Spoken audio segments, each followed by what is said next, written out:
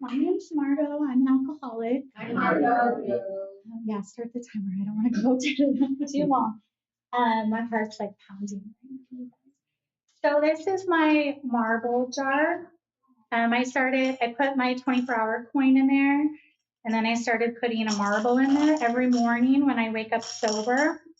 So I'm excited to see that grow, and it's symbolic to me because, the phrase losing your marbles, and like I'm growing some marbles, and it like represents sanity, and it's low on it right now, but it's growing. So I'm really happy to be here. I also took some notes so I didn't like get sidetracked.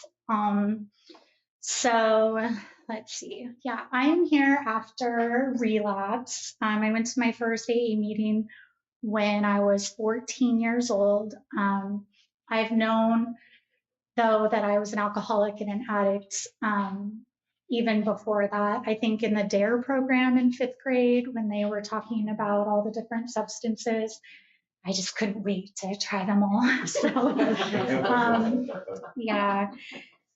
So in and out of the program, over the next many years. And at some point, I kind of got embarrassed and ashamed to come back after relapsing. But looking back on it now, I feel like I'm really grateful for all those long gaps in my drinking when I was sober, because I later learned how much destruction I can cause myself with uninterrupted periods of drinking. But yeah, so I've got like 40 years of practice, well, 35 years of practice. And so I've tried like every possible rule, like all alcoholics do. I made rules for myself for my drinking. Not drinking at home, only drinking when I'm out, or only drinking at home and not drinking when I'm out, or, only drinking wine, like only drinking things I didn't like, which is odd. Like things that, like red wine goes down slower than white wine. I don't know. None of those things worked. I tried like every possible rule you can make for yourself. And, after 5 o'clock, not enough, all the rules, but none of them worked. And I started trying, even bigger rules. I got sober through pregnancy 4 times. I was lucky that I was able to stay sober during that pregnancy period, and relieved. And I'll admit that one of my kids, I think, got me sober. And at some point, you got to quit having kids and come up with a new way to get sober. So I tried medication. I talked to my doctor and tried different medications to get sober. I tried therapy. I tried running. I started running half marathons. That kind of worked. It just kind of wore me out, exhausted me. I tried working. I worked 3 jobs at one time because if I was at work, I couldn't be drunk. But later I would find out that I could. But at the time, it was a good idea.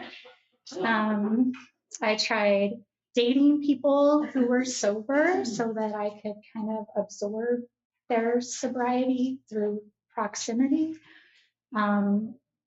And dated one guy who just would yell at me every time I got drunk, and that was a motivator for a while to stay sober. But that didn't really work either. I tried becoming Mormon because you're not allowed to drink when you're Mormon. So I threw myself into that. I tried going to rehab. I checked myself into outpatient, and I wanted the whole binder, the teacher's guide, like on the first day. I was very impatient, and I was going to complete this program. So I finally talked him into giving me the teacher's guide, and I finished all the lessons, but that didn't keep me sober. I went to detox at one time. That's such an odd story. I packed like my bikini and my hiking boots. I don't know where I thought I was going. It wasn't like, yeah, that was a really terrible experience. I don't ever want to go back there. I kept trying to explain to them that this was a terrible mistake, that I didn't belong here, but they didn't believe me. So, but that also didn't work. Um, everything worked for a little while, but not for a long time. And I think that I was just kind of looking for like some kind of boundaries, like outside of me, to control my drinking, because I couldn't do it by myself. But if I could find like the right like structure or routine or something that would help. But so you all have heard of Dr. Jekyll and Mr. Hyde and that story. And I call my Mr. Hyde Gretchen. And I got very attached to my Gretchen character. I even like printed out pictures of what she would look like, or what my life would look like if I kept drinking. And I made a little collage. I was going to be smoking Pall Malls and drinking gallons of vodka and living in a trailer with a yappy dog. I had it all mapped out. And then I got to find out how close to reality that really was, because after I went back out, I was really surprised to see that my predictions about Gretchen's life were pretty spot on. Gretchen is quite a character, and it just doesn't feel like me at all. So I realized that, I tried all these different rules to try to control my drinking, and I tried on like entirely different identities to quit drinking. Well, I'm just going to be like a fitness fanatic now, or I'm just going to be a Mormon now, or I'm going to move, or try a new job. I'm going to change my phone number, and get new friends. But none of it worked. Gretchen is pretty resilient, I guess. I kind of want to like have a funeral for her or something now. I'm kind of tired of her antics. But I realized that myself, like the real me, I'm very good at coming up with creative solutions, and I'm very good at, coming up with different strategies. But Gretchen is really strong. So let's see. So then I went back out. I decided I started dating someone who drank, and we got married. And Gretchen didn't appear, right away. So at first it was kind of fun to drink together, and I'd be silly and like joyful and flirty and relaxed and all of those things. So I don't think either one of us really realized what a problem it was at first, but it didn't take very long to see Gretchen. She was really excited about that. I cracked the door open for her. In those 2 years, gosh, I gained like 50 pounds, ended up with cirrhosis of the liver. That was autoimmune, but still, we all know that the alcohol so it's better now, and that's really good. But I mean, I still feel like, I know my drinking is not good for someone with autoimmune hepatitis. But anyway, so that happened. So health problems, work problems. I got in trouble at work for being drunk at home, and the only reason I didn't get fired was because I was working remotely that day. But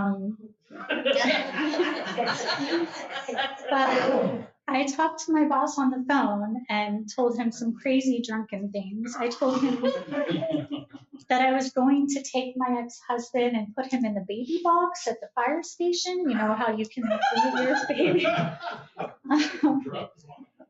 Yeah, it's bizarre things. So he was worried about me, and I had to confess, I'm an alcoholic, and don't worry, I'm going to get sober. I'm going to go back to AA. I'm going to do what I have to do.